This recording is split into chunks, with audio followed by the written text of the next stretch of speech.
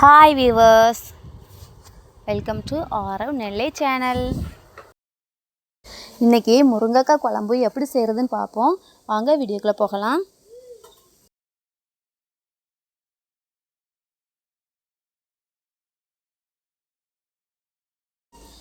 இது எங்கள் வீட்டு மரத்தில் உள்ள முருங்கைக்காய்.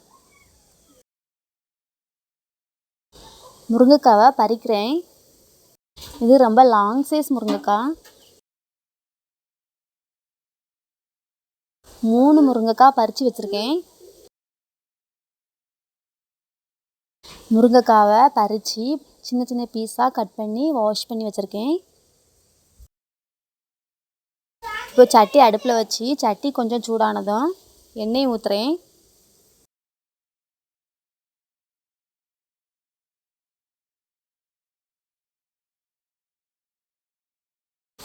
எண்ணெய் சூடானதும் கடுகு போடுறேன்.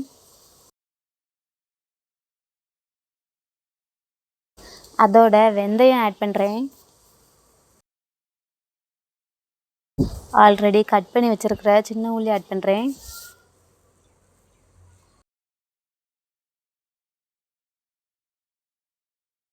எல்லாம் பொரியிற டைமில் கருவேப்பிலை போடுறேன்.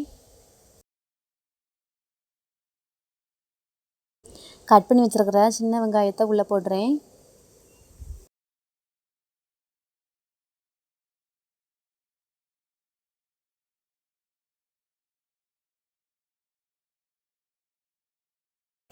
வெங்காயம் வதங்கினதும் அதோட பூண்டு ஆட் பண்ணுறேன். ரெண்டையுமே நல்லா வதக்குறேன். உள்ளி பூண்டு வதங்கினதும் அது கூட தக்காளி ஆட் பண்ணுறேன். 2 மிளகாய் சேர்த்து நல்லா வதக்குறேன்.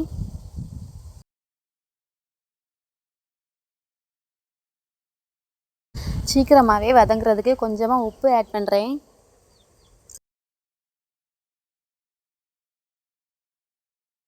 நல்லாவே வதங்கி வருது. எண்ணெய் பிரிஞ்சு வர்ற வரைக்கும் நல்லா வதக்கணும்.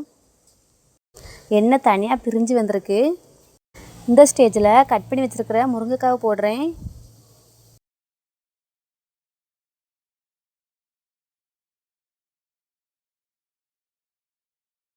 முருங்கைக்காவையும் இதோடு சேர்த்து நல்லா வதக்குறேன்.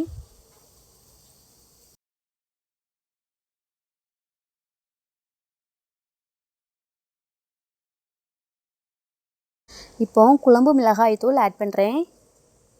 இது வீட்டிலையே ரெடி பண்ணி அரைச்ச குழம்பு மிளகாய் தூள். இப்போ மசாலா எல்லாத்தையுமே போட்டு ஒரு பிரட்டல் நல்லா பிரட்டுறேன்.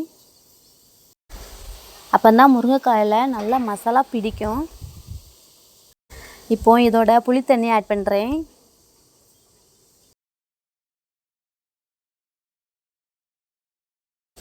ஒரு கிண்டி விடுறேன்.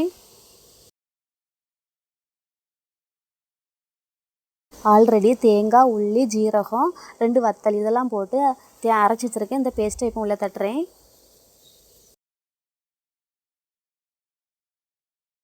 தேவையான அளவு தண்ணி ஊற்றுறேன். குழம்பு ரொம்ப கெட்டியாகவும் இருக்கக்கூடாது, ரொம்ப தண்ணியாகவும் இருக்கக்கூடாது. கரெக்டான ஸ்டேஜில் இருக்கணும். அப்போ தான் குழம்பு நல்லாயிருக்கும். தேவையான அளவு உப்பு போடுறேன். நான் எப்போவுமே கல் உப்பு தான் ஆட் பண்ணுவேன். நீங்கள் எந்த மாதிரி உப்பு ஆட் பண்ணுவீங்களோ அதை போடலாம். இப்போ குழம்பு கொதிக்குது.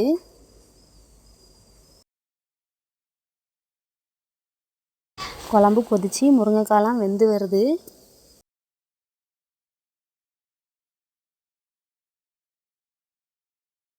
முருங்கைக்காய் குழம்பு ரெடி ஆகிட்டு.